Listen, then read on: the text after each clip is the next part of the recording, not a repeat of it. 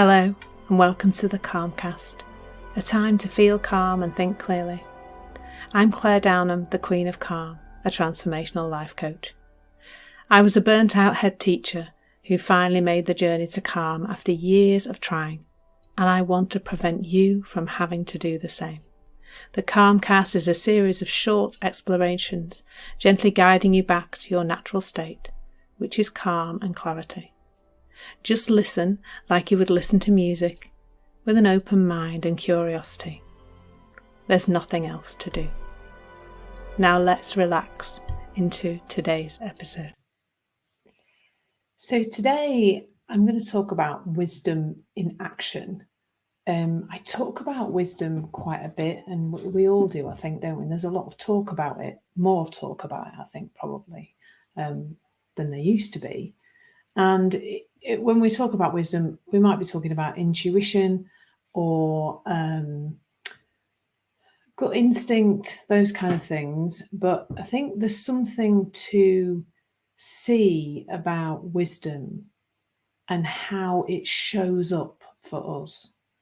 When I've been to talks and spoken to people who talk about, accessing your wisdom, they often talk about it being something that really only is available from a place of calm, that you must be, a lot of people encourage meditation and things like that to access our wisdom, or being very quiet, or I've said before that often it feels like my thinking is this very noisy space and that wisdom is quiet. And I still kind of hold with that in some ways, in that,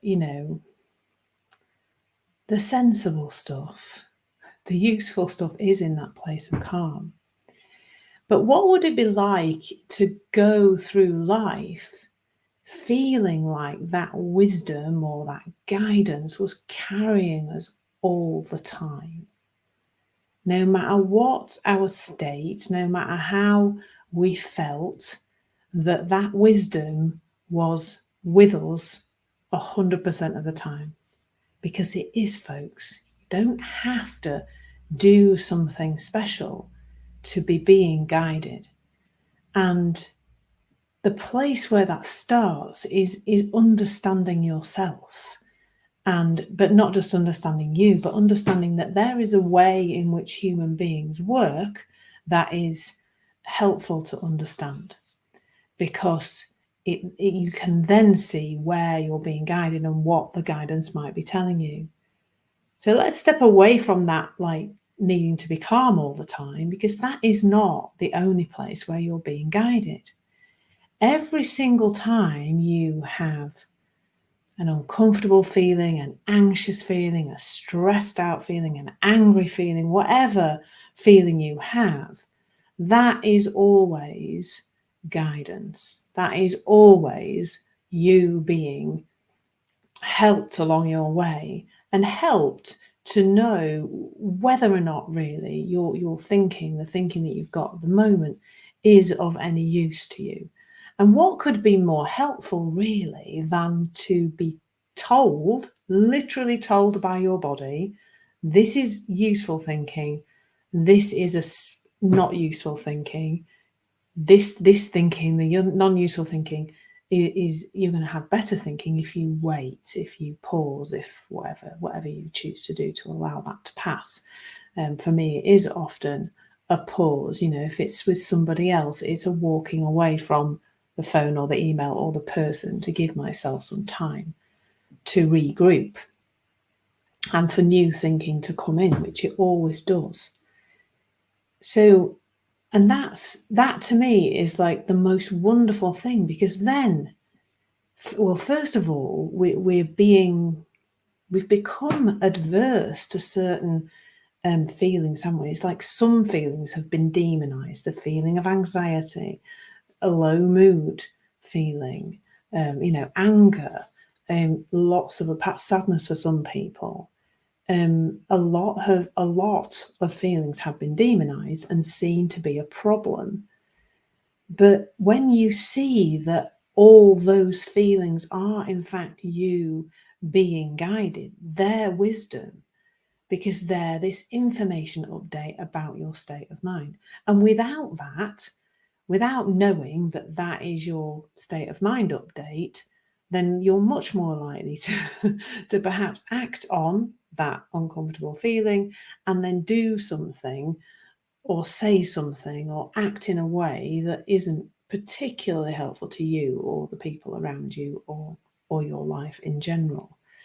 So an example of this is if somebody in your life is doing something and that, there's a feeling of anger rising up, then that's letting you know that you have angry thinking. It's not letting you know anything about that other person at all, but your thinking about what the other person's doing is quite clearly angry thinking. And from that place of knowing I've got angry thinking now, well, it makes little or no sense to act from that place, doesn't it? I mean, if you literally had, somebody say to you, or you had a voice in your head that said you have angry thinking now, you wouldn't act from that place. Most of us would go, oh yeah, I might just wait. We tend to see that better in other people. So if we have a friend who comes around and she's super angry because she thinks her other half's done something wrong and she's very wound up, then, and then she's like, right, I'm going to go and sort it out with him now. We would say, oh, no, maybe have a seat. Let's stay for a chat, have a cup of tea, and let's spend some time together, in the hope that you would help that person to be calmer before they went to have a conversation. They still might need to have a conversation with their other half, but we all know, don't we, that none of us are our best when we are acting from that place of anger or upset or whatever it is. So it doesn't make so much sense to act from that place when you know that this is wisdom. So this is why I've called this session Wisdom in Action, because it is you're being guided, you're being advised almost by the universe to not take heed of certain types of thinking, because they're just not helpful, really. It's the thing to know. And that in that way, we are being nudged along the path of life and nudged to just a much nicer experience of life. We all have had that thing where we've acted from a place of an awful feeling, like a feeling of anger or a feeling of upset. We've all had that where we've acted from that place and then, kind of gone, oh dear, look at the mess that I've created by being in this state of mind. Because at the time when it happens, and this is utterly human and we all do it sometimes, at the time when it happens, we don't realize that that's an indication of our state of mind. A lot of the time we think that's an indication that the other person is being a pain. And so we're upset with them.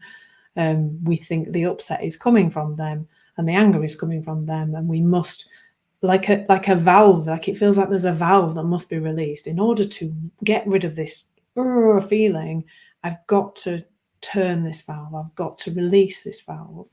And if I don't do that, it probably feels for a lot of us, not consciously but unconsciously, that our head's going to blow off because it's too much, isn't it, to feel all that pressure building.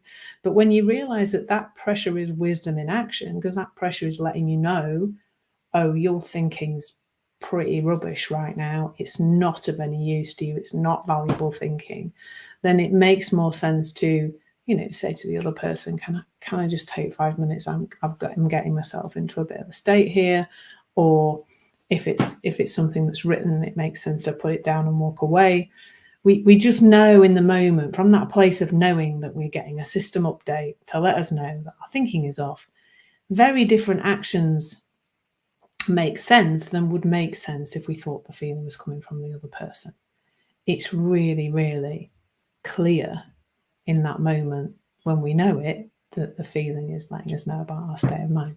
And that's why I'm calling this Wisdom in Action, because once you see this on a deeper and deeper level, you just feel like, oh, I'm being advised. like I've got a little friend on my shoulder. I've got the little, if you are familiar with Tom and Jerry cartoons from back in the day, often I think Tom would have like a little angel on one shoulder and a little devil on the other shoulder. Like, it's like having the little angel on your shoulder, just saying, whispering in your ear and saying, just need to let you know your thinking's a bit ropey. Have a break or take a pause or whatever makes sense. So that's wisdom in action. That is what's available to us all the time, no matter how you're feeling. In fact, almost the worse you're feeling, the more helpful it is in a way, because it's guiding you. But what happens over time, excitingly, is the feelings don't show up quite so often, and you just have a nicer experience of life. And who doesn't want a nicer experience of life? I think we all want that, don't we? Fundamentally. But if we can see that even our ropey feelings are wisdom, we can have that nicer experience of life more of the time, a lot more of the time. Thank you so much for listening. There's nothing to do now but bring some awareness to how this is working out in your life. Listen regularly to experience longer and longer periods of calm. This has been the Calmcast with Claire Downham, Queen of Calm. Take care and keep listening.